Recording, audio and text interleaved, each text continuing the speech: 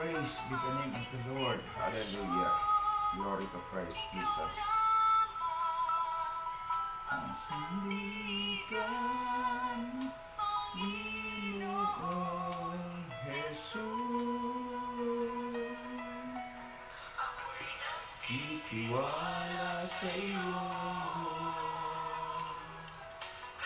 Kasan ko'y nanggagaling sa iyo. Titiwala sa iyo.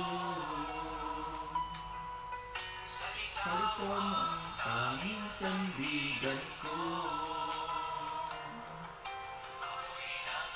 Tiwala sa iyo. Ko'y nanggagaling sa iyo. Titiwala sa iyo. Salita mo ang tanging sandigan ko.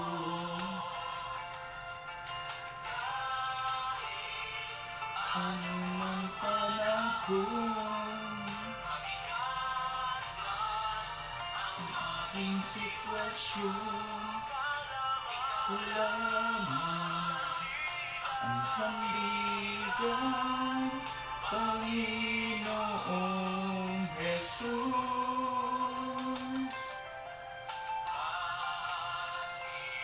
Ikaw ay sapat, para sa lahat. Kahit ako'y nagkulang, salita mo ang tanging sandigan ko.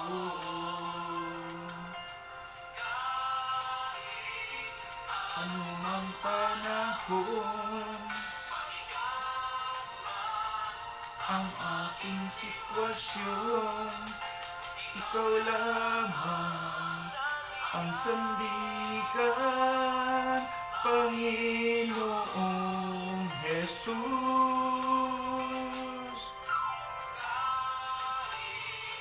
Anumang panahon, ang aking sitwasyon, ikaw lamang ang sandigan, Panginoong Jesus.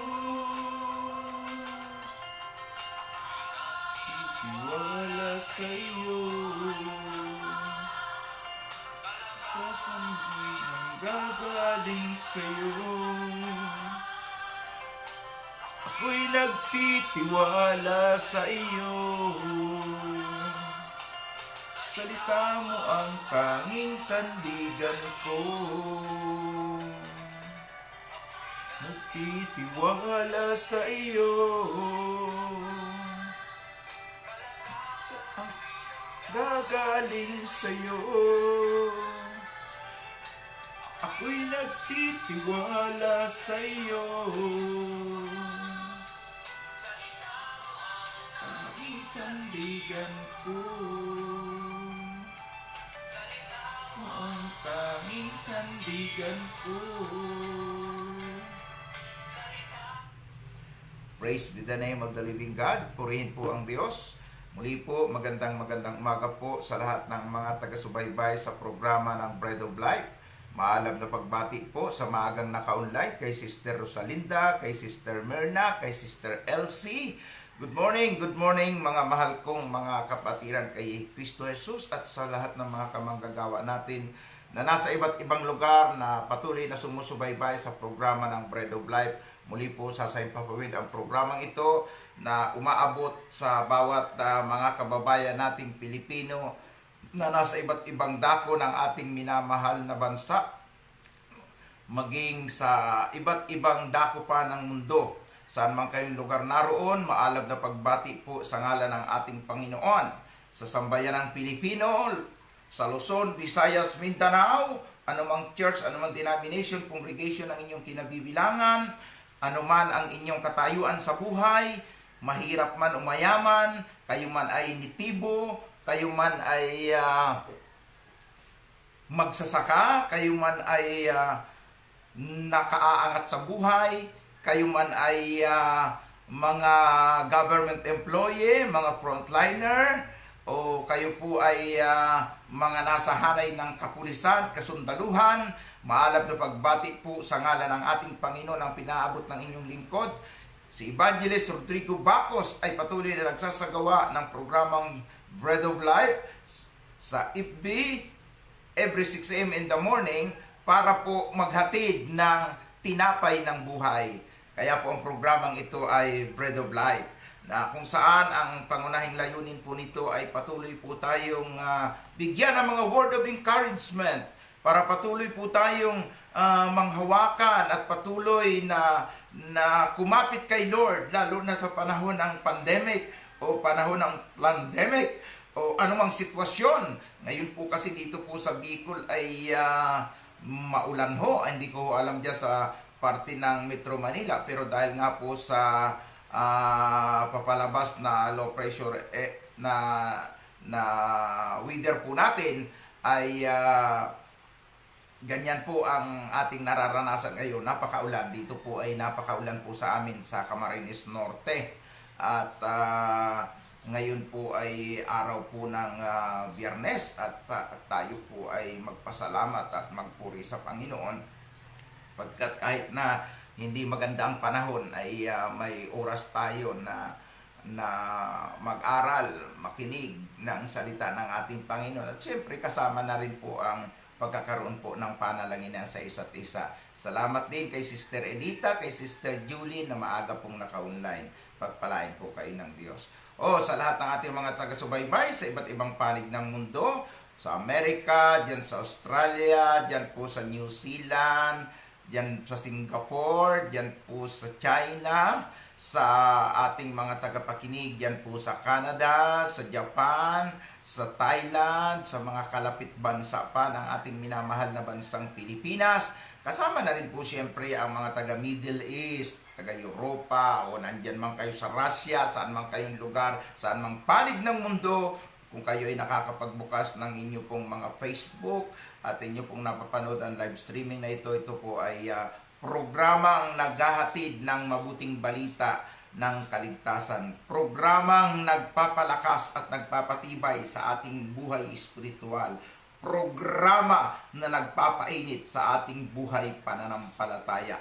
Purihin, luwalhatiin ang ating mahal na Panginoon.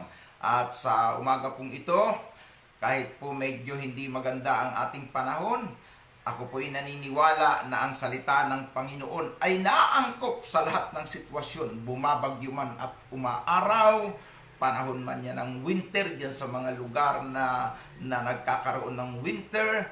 Basta ho ang salita ng Diyos ay araw-araw nating pinagsasaluhan, paiinitin at pasisiglahin ito ang ating buhay pananampalataya. Glory to Christ Jesus. Good morning, Brother Jude, David King. Salamat na naka-online ka. I think nakakaintindi ka ng Tagalog. Glory to Christ Jesus. At ngayong umagang ito ay nais ko po kayong muling anyayahang magbasa at mag-aral po sa salita ng ating Panginoon sa Book of John, chapter 5. At patungkol pa rin po ang ating topic sa healing. Patungkol po sa paghihimala ng Panginoon o paggawa ng himala ng Panginoon sa pagpapagaling. At atin pong pinag-usapan yung nakaraang araw yung sa anak ng opisyal na pinagaling ng Panginoon. At ngayon naman ay pag-uusapan po natin dito sa chapter 5 ay itong lalaki na hindi po accurate kung anong sakit, pero siya po ay 38 taon nang may sakit, pero pinagaling siya ni Jesus.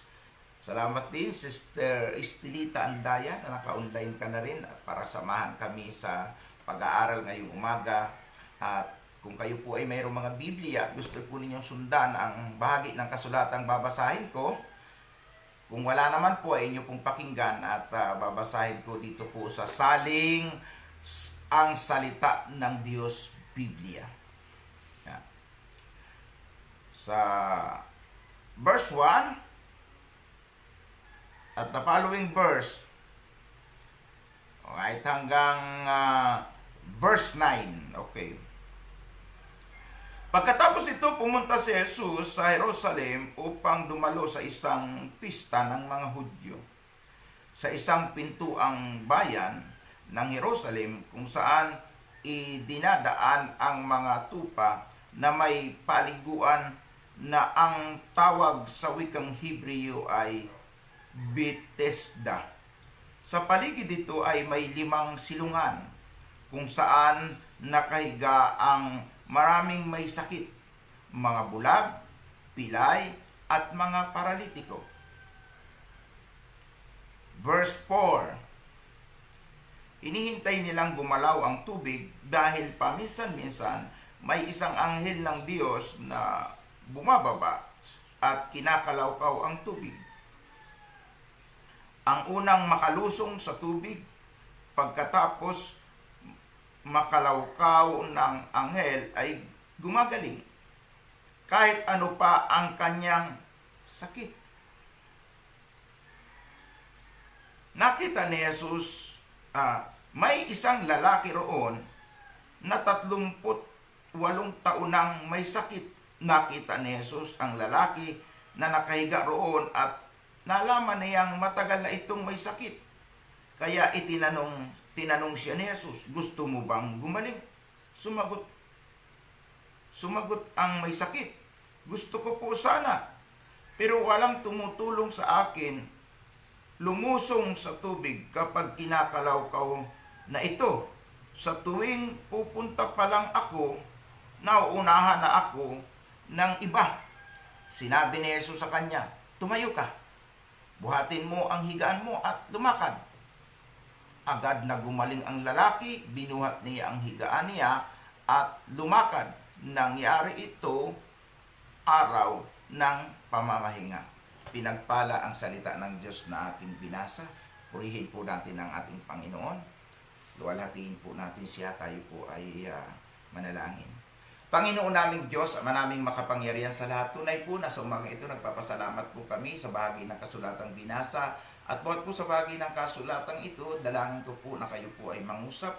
Magsalita po kayo, Panginoon, sa bawat isa sa amin, sa pamagitan ng bahagi ng kasulatan. At ibigay po ninyo ang makapangyarihang mensahe na makapagbibigay ng encouragement, katatagan sa aming buhay, pananampalataya. Tulungan po ninyo kami na patuloy kami na magkaroon ng gutom sa iyong salita at kauhawan, na patuloy naming hangadin na kami ay mabusog dito at mapagpala, mapalakas kami, Panginoon. Dalangin ko, Panginoon, ang lahat ng mga tagapakinig, anuman ang kanilang mga kabagabagan sa buhay, mga pinagkakaabalahan, anuman ang kailang gagawin sa araw na ito, samahan po ninyo ang bawat isa, lalong-lalo na sa pagkakataong ito na kami ay magsasama-samang muli para sa pag-aaral ng iyong salita. Basbasan po ninyo ang bawat isa sa pangalan na iyong anak na si Jesus.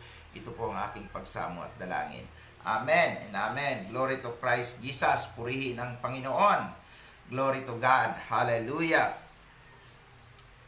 Ngayong umaga, mga iniibig kong kapatid, sa lahat ng mga naka-online na, nandiyan na po si Sister Merlita Tintino, atin pong taga-pakinig din at halos araw-araw din po ay maagang gumigising para po samahan tayo sa programang ito.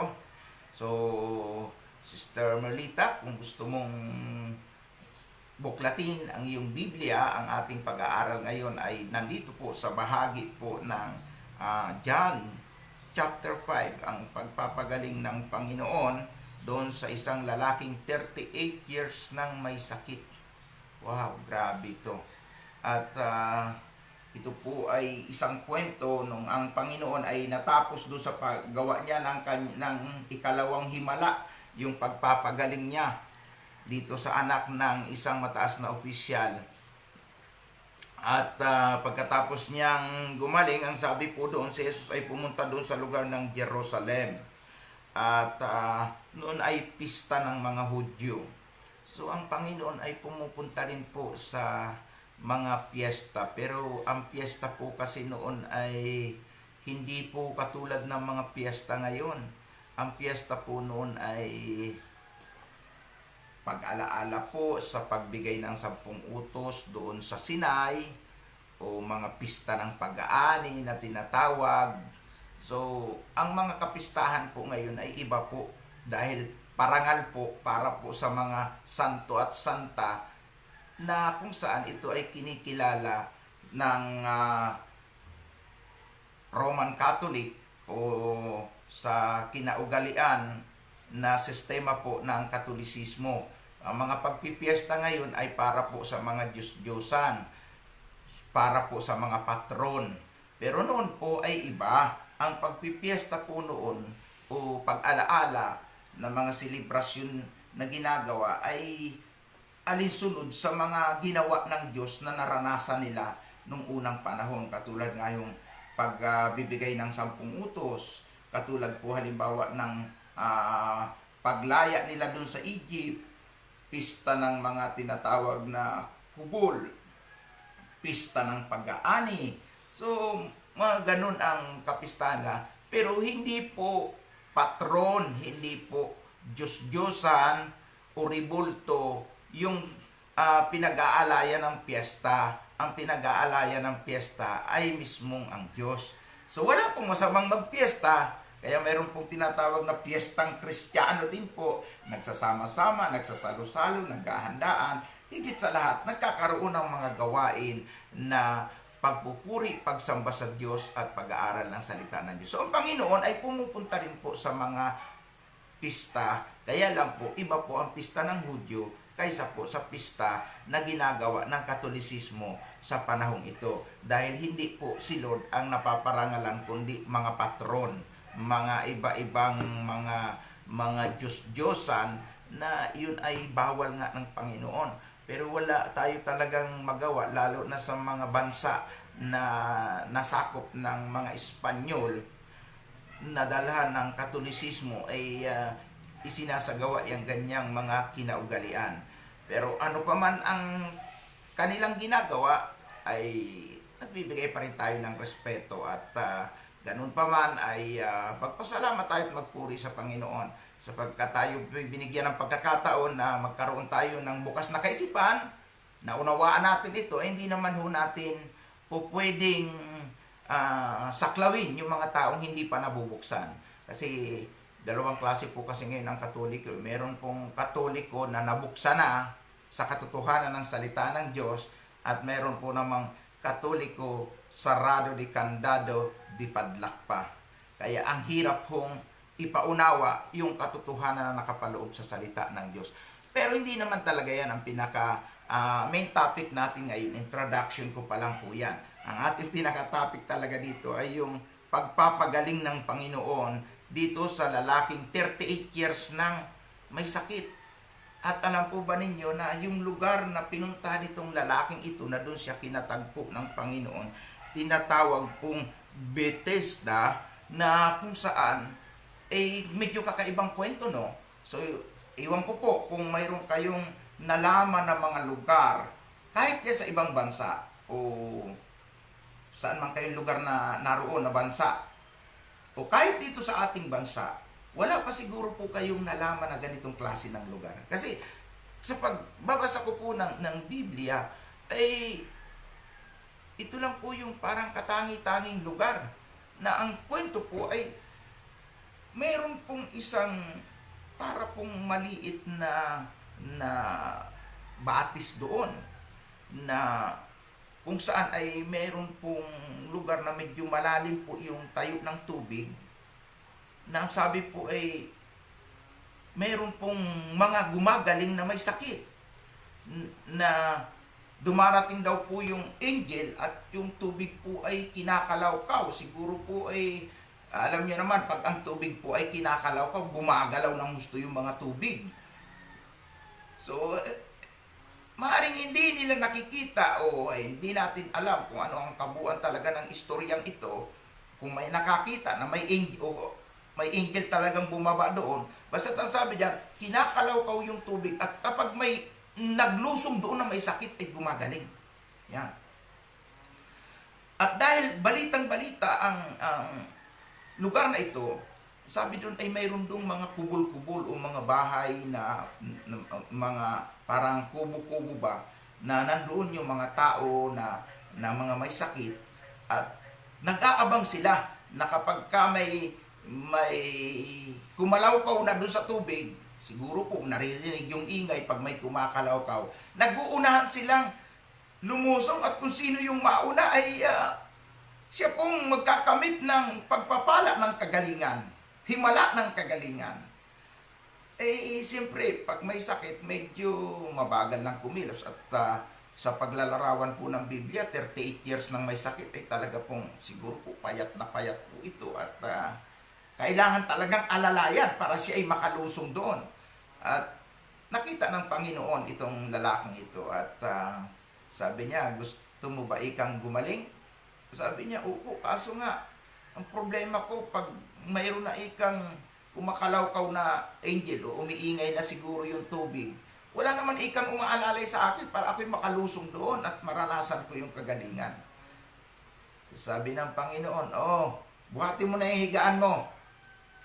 At nang sabihin ng Panginoon ito, na tumayo ka at buhatin mo ang higaan mo, ay kaagad pong gumaling ang lalaki. At ginawa nga po daw ito, sabi sa bahagi ng kasulatang binasa natin, ay Sabbath day o araw ng pamamahinga. Kasi po sa totoo lang, ang araw ng pamamahinga na ipinangingili ng mga Hudyo ay Sabado.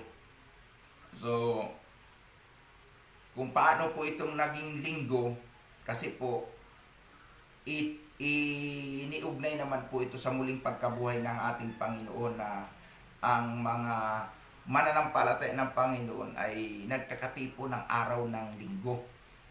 So, medyo out of topic po yun, saka na po natin pag-uusapan niyang tungkol po sa Sabbath day. Basta ito'y nangyari, araw ng pangilin o Sabbath day. At dito po mga kapatid ay may mga mahalagang katotohanan po tayong i-discover. Kasi po, marami pong mga tao, lalo na yung mga may sakit, na lahat ng paraan ginagawa talaga nila para po sila ay gumaling. At siguro kung meron po dito sa Pilipinas na ganung lugar, ay siguro po'y dadagsain ng libu-libong tao.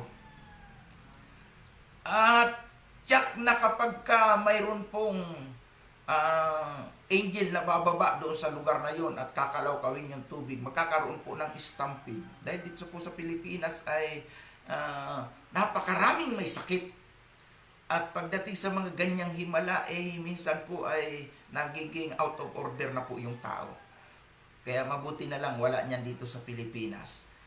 At dito po ay ipinapakita po na may mga iba palang kaparaanan ang Diyos patungkol sa pagpapagaling sa mga may sakit. Yung isang pinuno din ng sundalo nung panahon ni Eliseo, 7 beses na pinaglublob dun sa Jordan para gumaling yung kanyang sakit. So, iba-ibang paraan ng pagpapagaling. At itong tagpong ito ay kakaiba. At dito po ay masasabi nating pasipagan at patyagaan bago makaranas ng kagalingan. May mga ganong kaparaanan ang Diyos, na bago maranasan ng isang tao ang himala ng kagalingan, kinakailangang makita yung sipag at tiyaga mo. Kasi itingnan po ninyo itong lalaking ito. Ang tagal niyang nakaabang doon. At minsan, may mga expectation ang tao na iba sa ginagawa ng Diyos. Dahil ito, ang expectation po nitong may sakit na ito, may maglulusong at aalalay sa kanya. Hindi niya alam, may isang Jesus pala, na kahit na hindi siya lumusong sa tubig at kahit na walang angel na tumulong o walang angel na maging daan ng himala, may isang Jesus na pwedeng gumawa ng himala. Yan po minsan yung gusto kong ipakita sa kaisipan ng bawat tao, ipaunawa sa inyo. Na minsan may mga gusto tayong maranasan na himala sa ating buhay. Na nag-e-expect tayo tulong galing sa iba, na Ipapadalan, sabi nila, ay, anghel ka talaga na sinugo ng Diyos na magbibigay ng tulong sa akin para masolusyonan ang problemang ito. Anghel ka talaga ng Diyos na pinadala sa akin para malaman ko kung paano ako gagaling sa aking sakit. Anghel ka talaga ng Diyos na tutulong pala sa akin para ako'y madala sa pagamutan o maipahospital. Sometimes, ganon ang mga kaisipan natin na may mga tao na gagamitin. May mga magmabagandang loob sa atin na may pusong katulad ng isang mabuting anghel.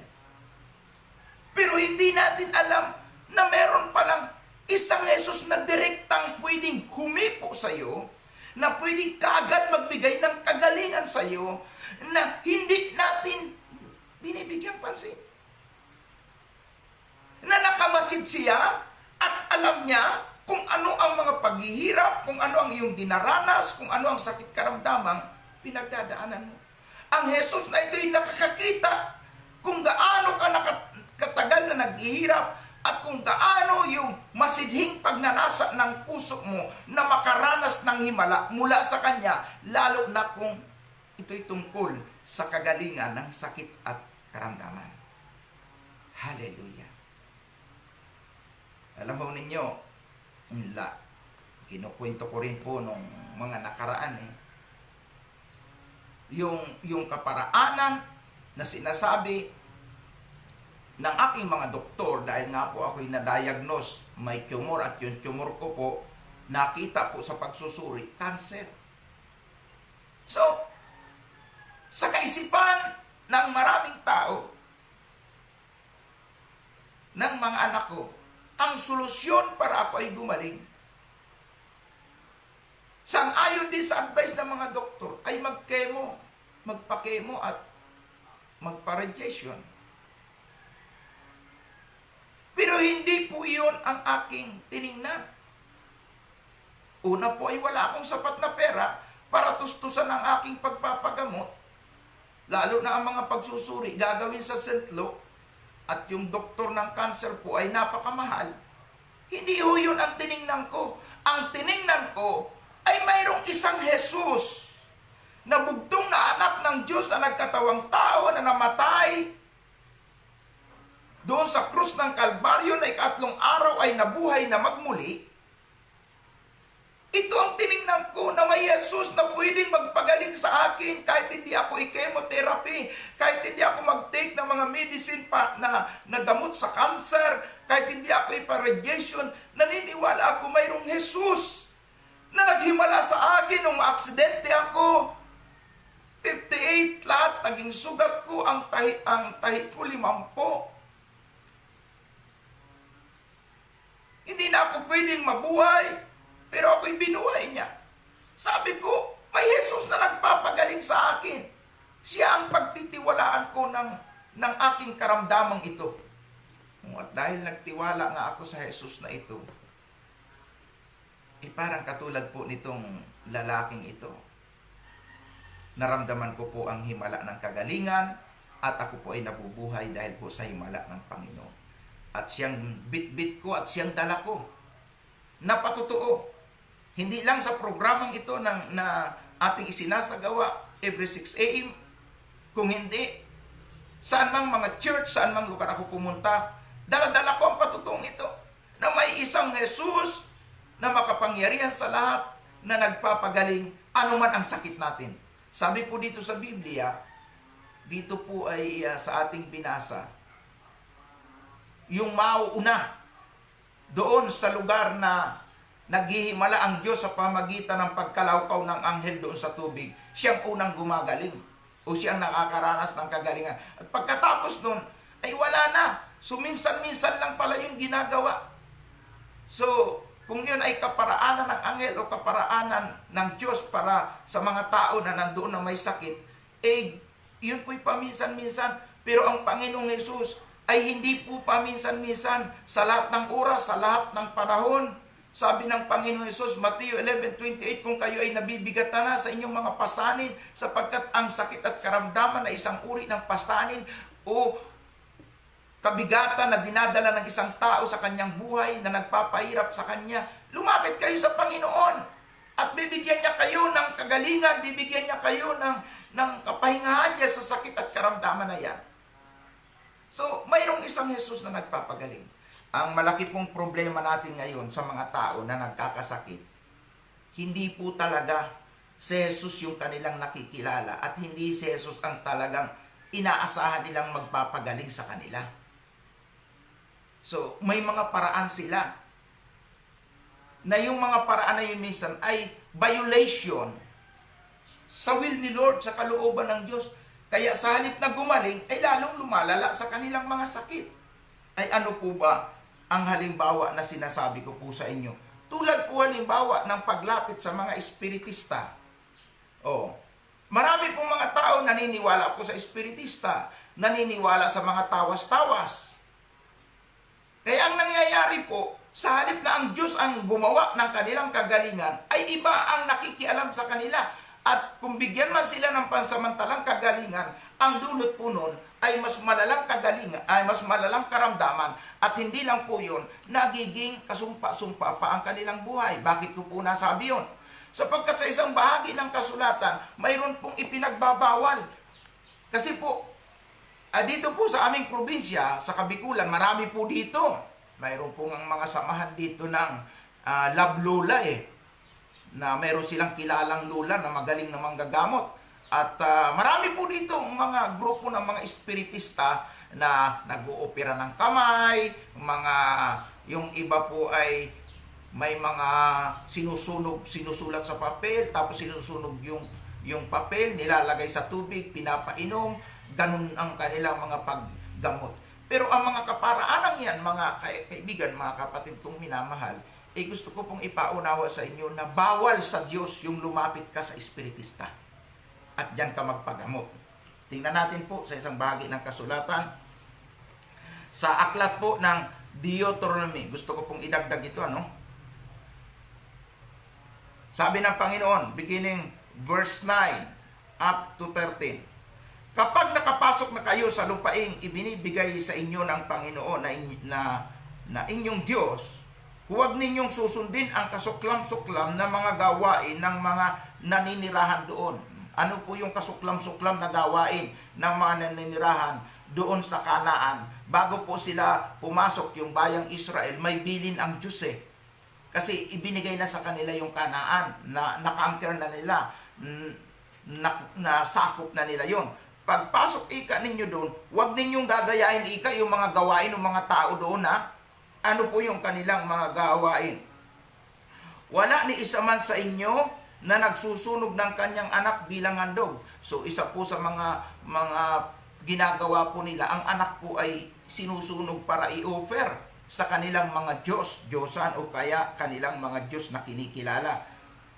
Ano po ang sinasabi dito? At huwag din kayong manghuhula o mangkukulam.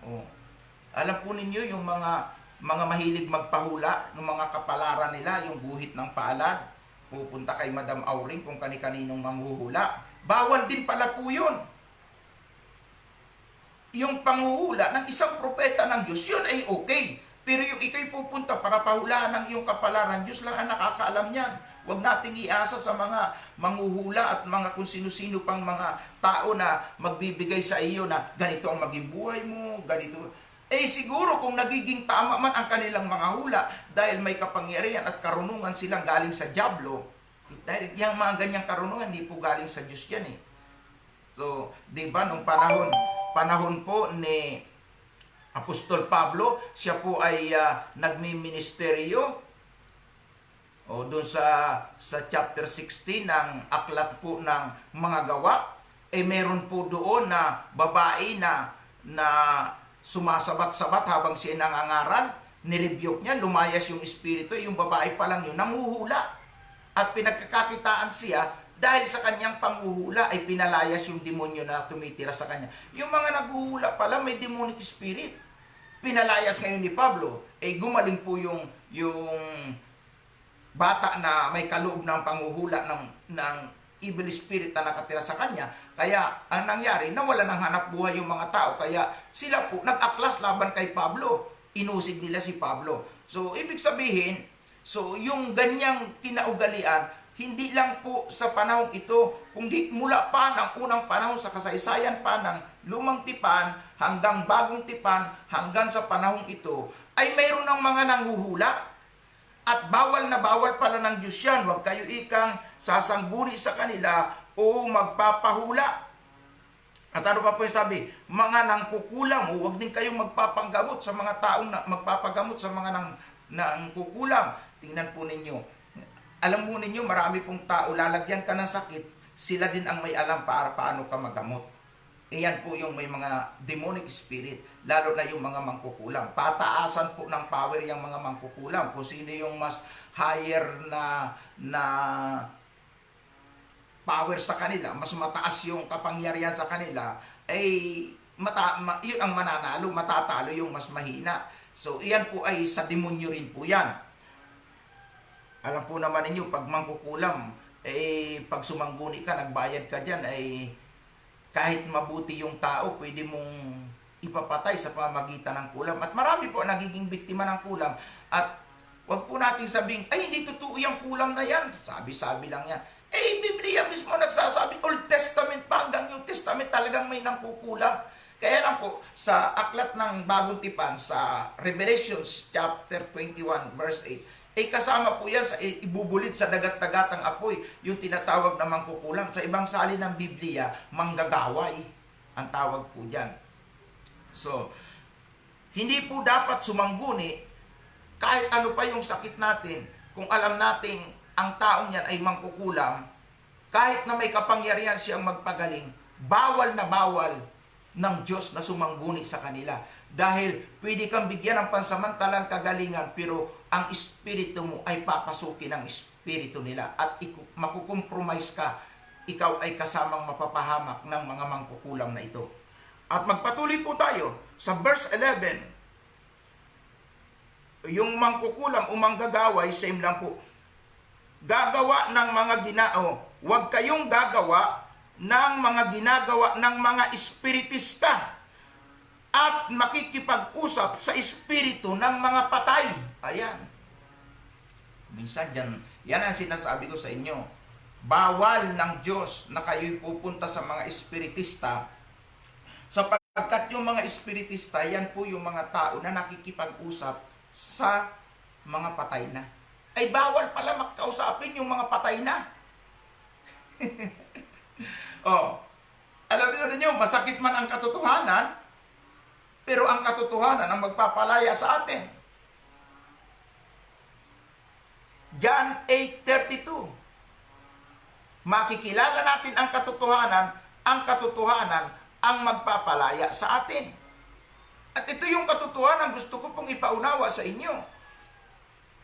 Yung mga espiritista po kasi, yan po ay nakikipag-usap sa mga espiritu ng mga taong patay na.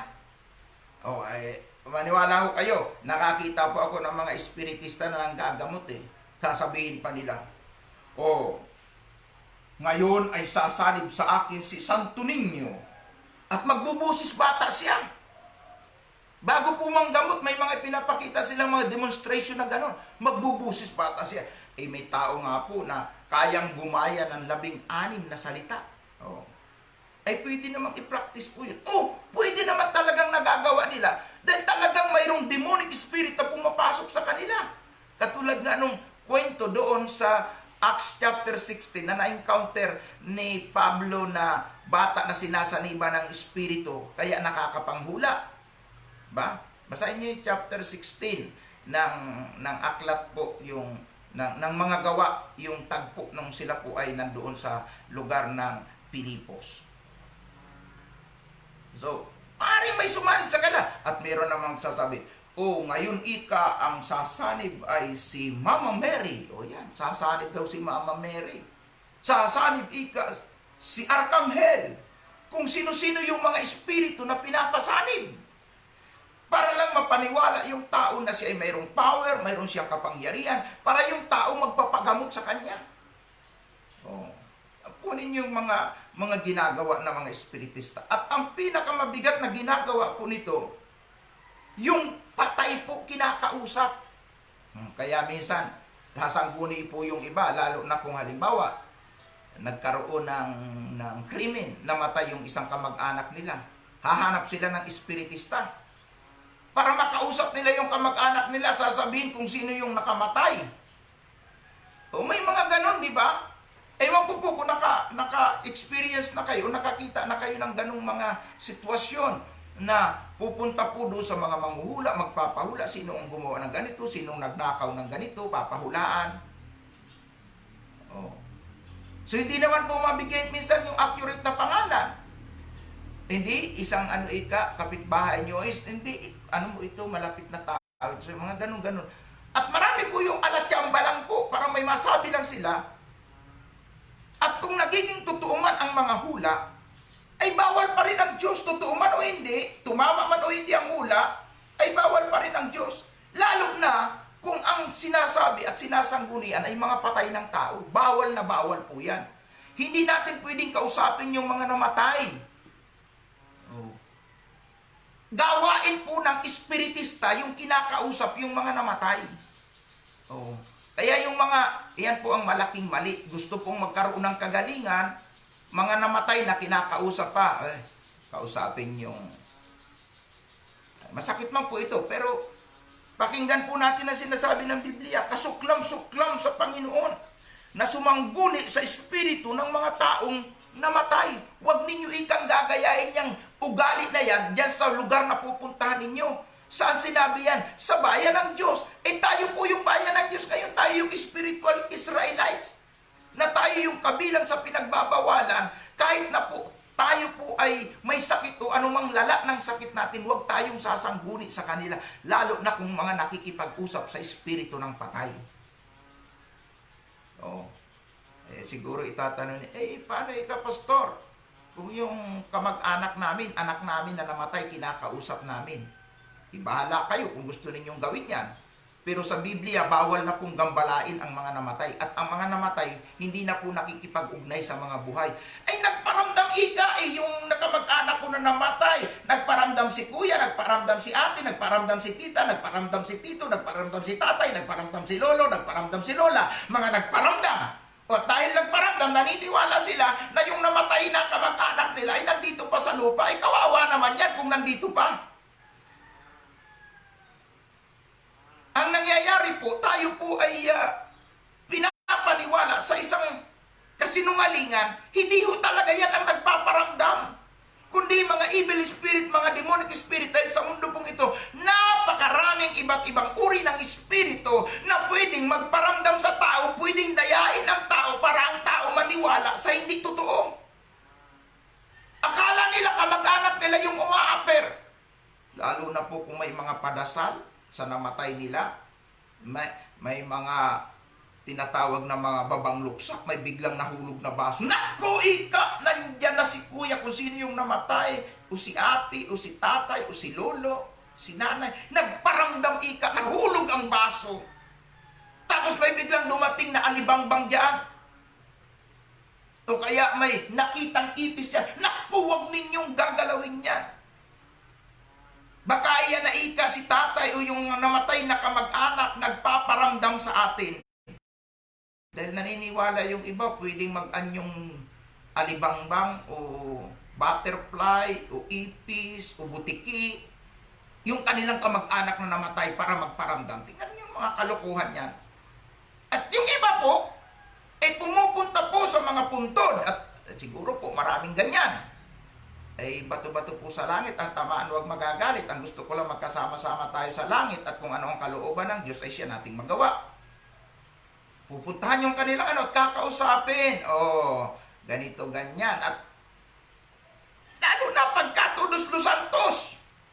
Dadala sila ng pagkain doon, tapos kakausapin nila yung namatay, magpipiesta-piesta sila doon.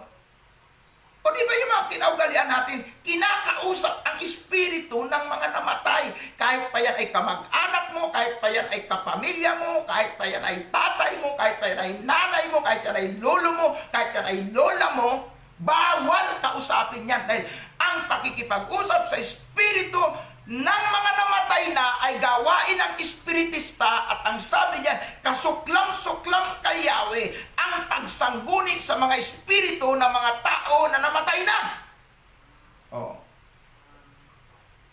Yun pong pananalangin sa mga namatay na mga santo at santa, na kinikilalang santo at santa, kahit si Apostol Pablo, kahit na po si Apostol Pedro, at lalo na si Mama Mary. Mga namatay na yan. Kakausapin mo ngayon.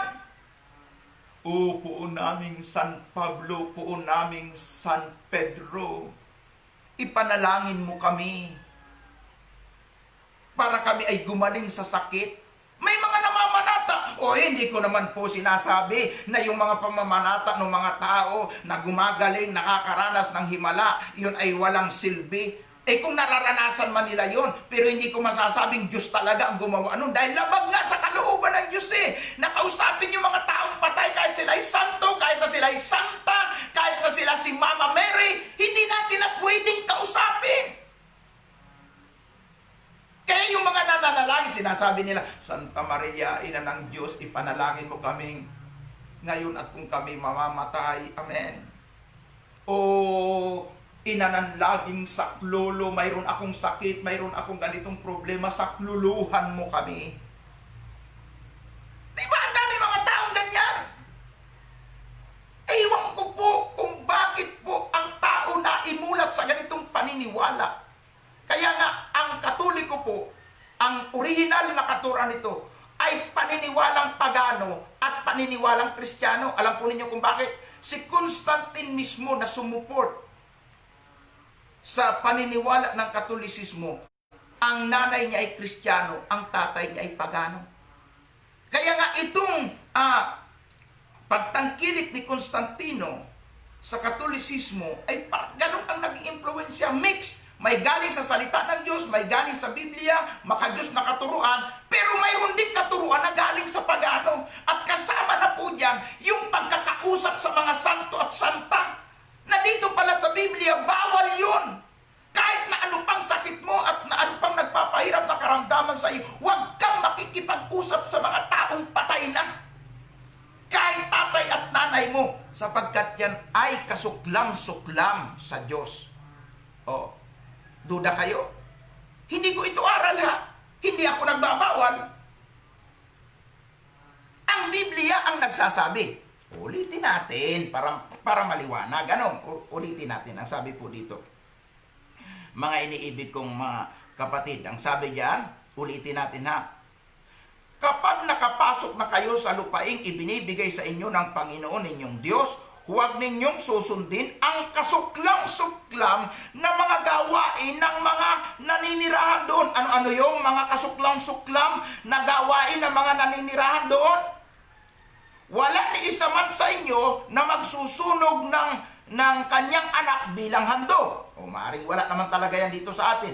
At huwag din kayong mangpapahula, mangkukulam, manggagaway, huwag gagawa ng ginagawa ng mga espiritista. Espiritista, nakikipag-usap sa mga espiritu ng patay at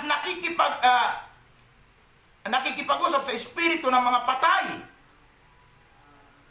At sabi diyan, huwag kayong gagawa ng pagsangguni sa mga espiritista at pakikipag-usap sa mga espiritu ng mga patay. Verse 12, kasusuklaman ng Panginoon ang sino mang gagawa nito. Ito ang dahilan kung bakit pinalayas ng Panginoon na inyong Diyos ang mga bansa sa inyong harapan. Ayan. Wala dapat kayong maging kapintasan sa harap ng Panginoon ninyong Diyos. Hallelujah. Tandaan natin, lalo na itong verse 12, kasusuklaman ng Panginoon ang sino mang gumawa o gagawa nito. Kasusuklaman. Inuulit ko, kasusuklaman ng Panginoon ang mga gumagawa nito. Bahala kayo. Kung ayaw niyong makinig, ayaw niyong sundin, nasa sa inyo yan. Basta ako, kung ano yung nasa Biblia, itinuturo ko, ipinapangaral sa inyo. Kung ayaw niyo itong sundin, nasa sa inyo na yan. Wala akong pananagutan. Sinabi ko ang aral na ito. Kung gusto niyong ipagpatuloy, bahala kayo. Pero pag kayo ay napunta sa impyerno, dahil naging kasuklam-suklam kayo, namuhay kayo, hindi alisunod sa panuntunan at aral pangalan ng Diyos, ginawa ninyo ang gawain ng mga pagano na kinasusuklaman ng Panginoon. Pag kayo hindi nakapasok sa langit, wala kayong ibang dapat sisihin kung hindi ang inyong sarili. Kung narinig ninyo ang aral na ito at nagpatuloy pa rin kayo, wala na akong pananagutan. At pagharap mo sa Panginoon, hindi mo pwedeng sabihin, Lord, bakit hindi mo ako papapasukin sa iyong kaharian? Kung sabihin sa inyo pa, hoy, lumayo ka sa aking harapan. Kasuklam-suklam ka. Hindi ka katanggap-tanggap sa akin. Sabi ito, ay bakit naman Panginoon? Eh gusto mo bang isa-isahin pa? Ang liwaliwanag ng aral eh. Sumasangguni ka sa mga manghuhula. Nakikipag-usap ka sa mga taong patay. Sumasangguni ka sa mga espiritista pag may sakit ka na. Ayan. Hindi natin alam, nagiging kasuklam-suklam na pala yung buhay natin. Kaya nga po yung hindi pagkaalam ng tao sa salita at aral ng Panginoon ang siyang magbubulit sa kanya sa kapahamakan. Hoseas 4:6. People perish because lack of knowledge. Kaya magpasalamat tayo, may programang Bread of Life, magbubukas ng ating wastong, para sa wastong kaisipan, wastong paniniwala sa salita ng ating Panginoon. Okay? Baunin po ninyo ang aklat ng Deuteronomy 18, verse 9 to 12. Basahin po ninyo. Deuteronomy 18, 9 to 12. Di ba kasabihin nyo, eh di sa Old Testament yan, wala na sa New Testament. Alam mo ninyo, maraming mga nasulat sa Old Testament. Bagamat hindi inulit sa New Testament yung accurate na mga salita, pero po yung bisa po noon ay hindi po nawawala. Yung pa rin, yung bawal pa rin po. Hindi mo pwedeng gambalain ang taong patay na para siya ay kausapin. Gawain po yan ng espiritista, huwag tayong sasangguni, ni huwag tayong gagaya sa gawain nila dahil tayo ay magiging kasuklam-suklam sa harapan ni Yahweh. Kaya iyan ang dahilan. Maraming may sakit, hindi gumagaling. Bagkus lumalala. Hindi nila alam, ang buhay pala nila, kasuklam-suklam sa Panginoon. Kaya kahit paulit-ulit silang dumaing, manalangin, hindi pinapakinggan, ay kasuklam-suklam sila kay Lord. Hindi naririnig ng Diyos ang panalangin ng mga taong kasuklam-suklam sa kanyang harapan. Kaya nga po sa mga may sakit, mayroong isang Jesus na handang magpagaling. Matagal ka nang may sakit, katulad nung binasa natin sa bahaging ito ng kasulatan, sa aklat ng 1 chapter 5, yung may sakit, 38 years na. Ang alam niyang paraan para siya ay gumaling. Ilusong siya doon sa ilog, ay doon sa batis na yon ng Bethesda, para doon siya gumaling. Hindi niya akalain may Jesus pala. Magpasalamat ka, narito ang inyong lingkod para ipakilala sa inyo, mayroong isang Jesus na solusyon sa iyong problema. Mayroong isang Jesus na handang magpagaling sa iyo. Si Jesucristo na bugtong na anak ng Diyos. Nang siya ay namatay, hindi siya nanatiling patay. Ika-3 araw na buhay na magmuli siya. At umakyat siya sa langit. At sino mang lumapit sa kanya, at magpakababang lumapit sa kanya, hindi niya itataboy. Siya ay maamo. Siya ay handang tumugon sa iyong pangangailangan. Siya ay handang tumugon sa iyong mga kahilingan. Siya ay handang tumugon, magpagaling sa iyong mga sakit. Lalo na kung matagal ka nang nahihirapan. Pwede mo nang isang tabi ang iyong mga kaparaanan. Kasi minsan marami tayong paraan na ginagawa. Pag inilagat natin kay Jesus, may paraan si Jesus na higit sa kaya nating isipin. Ito nga, may sakit na ito na 38 years na, hindi niya alam na mayroon palang isang Jesus. Mabuti na lang ang Panginoon ay sadyang mabagin. Nakita yung 30 years na niyang paghihirap sa sakit at karamdaman. At siya ay pinagaling ng Panginoon. Ganyan po si Jesus. Lapitan natin siya. Siya'y maawain. Hindi mo na kinakailangan pumunta sa espiritista, pumunta sa mga mananawas, pumunta kung saan-saan pang mga pagamutan. Pero wala namang problema kung gusto mong magpa-doktor. Makakasangkapan din ng Diyos yan. Pero bago ka pumunta kung saan-saan, pumunta ka muna kay Jesus. Lumapit ka sa Kanya, sapagkat Siya ang Diyos na tumutugon sa lahat ng kakulangan at pangangailangan at lahat ng himala na gusto nating maranasan. Sa Kanya po natin maaasahan, sa Kanya po natin ilapit, at Siya po ay handang tumugon at kumatagpo sa buhay ng bawat isa sa atin. Amen po. Hallelujah.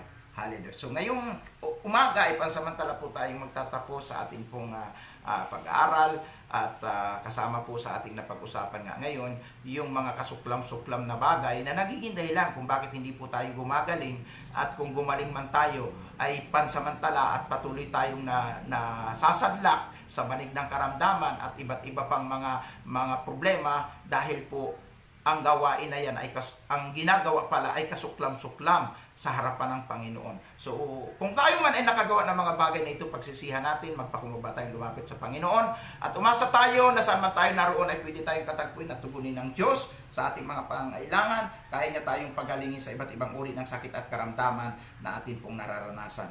Direct na po tayo sa Diyos.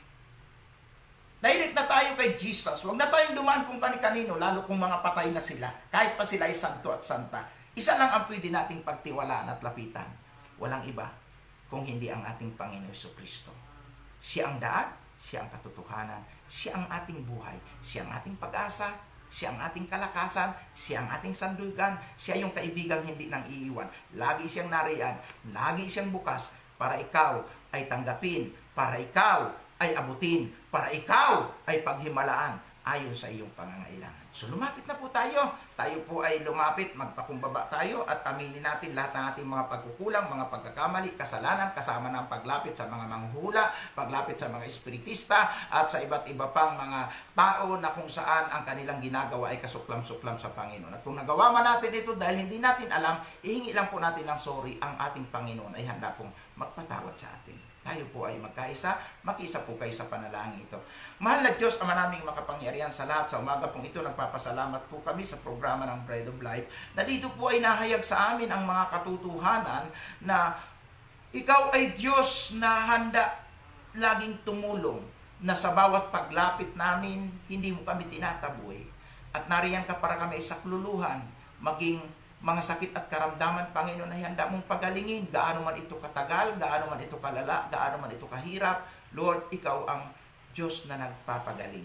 Salamat po na sa umagang ito narito kami at kami ay lumalapit na nagpapakumbaba sa iyo. Paumanhin, patawad po kung kami po ay nagkaroon ng mga karanasan na lumapit kami sa mga espiritista, sa mga manghuhula, sa mga gumagawa ng mga kasuklam-suklam sa iyong harapan. Patawarin mo kami, Panginoon. Hindi ho namin alam ang mga bagay na ito.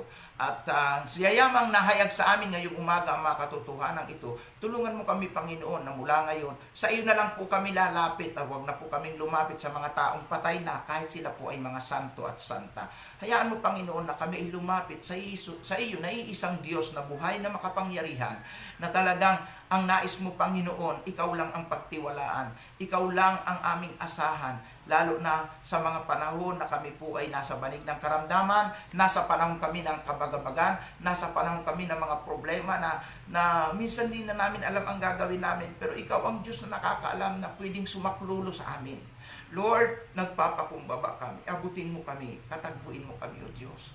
At inaasahan namin na pinatatawad mo kami sa lahat ng aming pagkakasala na aming inisip, sinalita, ginawa mula sa pagkabata hanggang sa edad namin ngayon. Patawarin mo kami, Panginoon, at patuloy mong buksan ang aming kaisipan, na patuloy mong liwanagan kami sa pamagitan ng mga katotohanan ng iyong salita, upang nang sa gayon lahat ng mali ay aming maitama, at kung ano yung tama at kalugod-lugod sa iyo, iyon po ang aming gawin. Tulungan mo po kaming lagi, Panginoon, at umaasa kami na mula sa araw na ito, ang iyong banal na Espiritu ay magiging patnubay na namin kasama ng iyong mga anghel, upang kami ay agapayan, gabayan, sa pagtahak sa matuwid na landas, sa pagtahak sa daan ng katotohanan, patungo sa kaligtasan at buhay na walang hanggan. Salamat, aming Panginoon, sa pangalan na iyong anak na si Jesus, ito ang aming dalangin. At ngayon po, kung kayo po ay may mga prayer request na nais nyo pong ilapit, sa loob ng ilang saglit, ilapit po natin sa Panginoon. maging sakit karamdaman, problema, anumang problema yan, nais natin pakialaman ng Diyos para magkaroon ng solusyon, ilapit po natin. Sige po. Hallelujah. Glory to your holy name, O Lord Jesus. Sa oras na ito, Panginoon, patuloy kaming nanalangin. Narinig mo ang bawat pangangailangan, ang bawat prayer request ng aking mga tagapakinig. Maaaring ito, Panginoon, ay prayer request para sa kanilang nanay na may sakit, katulad ni Nanay Vicky, Panginoon. Lord, iba't iba pang mga sakit na dinadala ng aking mga tagapakinig ng kanilang mga mahal sa buhay. Kung paano ka gumawa ng himala doon sa anak ng opisyal, sa chapter 4, tinalakay namin kahapon na sa pamamagitan niya gumaling yung kanyang anak. Maaaring may ilan dito ng mga magulang na may mga anak na may sakit, may mga anak na nasa banig ng karamdaman o nasa mabigat na problema. Lord, sa bawat kahilingan at prayer request ng bawat isa, umaasa kami, nariyan ka, nakakakita ka, naririnig mo kami. At hindi maikli ang iyong kamay para hindi abutin ang bawat may sakit at karamdaman. May mga may sakit na hindi na madala sa ospital, walang makatulong sa kanila. Hindi na maipagamot dahil wala na silang pera. Hirap na hirap sila. Kung paano mo nilapitan ang lalaking ito sa Bethesda, Panginoon, na 38 years nang may sakit, lapitan mo rin po sila, Panginoon. Hipuin po ninyo sila at pagalingin sa sakit at karamdamang nagpapahirap sa kanila. Iunat po ninyo ang iyong mapagpalang kamay at padaluyin ang himala ng kagalingan. Yung mga may sakit sa ulo, sakit sa puso, sakit sa baga, sakit sa dugo, sakit sa bituka, sakit sa atay, mayroong sakit sa bato, mayroong sakit sa balakang, may sakit na rayuma, arthritis, may sakit sa balat, may sakit sa mata, sakit sa utak, lahat ng uri ng sakit, kahit na ito pa ay cancer o coronavirus. Lord, hipuin po ninyo sila sa oras na ito. Sa pangalan ni Jesus, kami nananalig na mayroong kagalingan. Sa pangalan ni Jesus, nananalig kami mayroong kalayaan, mayroong kaligtasan. At sa pamagitan mo, Jesucristong Panginoon at tagapagligtas, naniniwala kami na tubos na kami sa lahat ng sumpa ng sakit at karamdaman. Sa lahat ng sumpa at gawa ng kadiliman, kami ay pinalaya mo na, kinalagan mo na kami, Panginoon. Sa pangalan mo nga, Kristo Jesus, nanampalataya kami, walang problema na hindi magkaroon ng solusyon. Ikaw ang kasagutan sa lahat ng problema ng bawat isa. Lord, inaangkin ko ang himala ng kagalingan, ang solusyon sa bawat problema. Ito man ay sa pinansyal, ito man ay problema emotional, sa asawa, sa anak, sa pamilya, sa hanap buhay, anumang mga problema na idinudulog ng bawat isa, naniniwala kami, sila ay yung tinugon, siya ay yung kinatagpo, sila po ay yung hinipo, sila ay yung pinaghimalaan. At minsan pa, napapatunayan at mapapatunayan ang bawat isa sa amin. Totoong ikaw ay buhay at makapangyarihan. You're the same yesterday, today, and forever. Hindi ka nagbabago. Ikaw ay maawain noon, nagpapagaling ka noon, nagpapagaling ka pa rin ngayon, maawain ka pa rin ngayon. At ikaw ay nagliligtas noon, nagliligtas ka pa rin ngayon. Sapagkat ikaw ay Diyos na hindi na nagbabago. Salamat, Panginoon, sa iyong kabutihan. Salamat po sa iyong katapatan. O aming Panginoong Hesukristo, sa iyo po ang mataas na papuri, pagsamba, pagdakila. Sa iyo lang po ito. At ito po ang aming dalangin. Amen and amen and amen. Amen. Glory to Christ Jesus. Salamat, mahal na tagapakinig sa umagang ito at taga-subaybay sa programang ito. Kayo na nasa iba't ibang dako ng mundo, iba't ibang bansa, maging dyan sa South Korea, Amerika, Europa, Japan, New Zealand, Australia, Cyprus, Middle East, Russia, saan mang bansa kayo. Especially sa ating minamahal na bansa, Luzon, Visayas, Mindanao. Pansamantala po akong nagpapaalam. Ang inyo pong lingkod, Evangelist Rodrigo Bacos, nag-aanyaya bukas po muli sa programa Bread of Life. Pagpalain tayo ng Diyos at patuloy na samahan sa lahat ng ating gawain.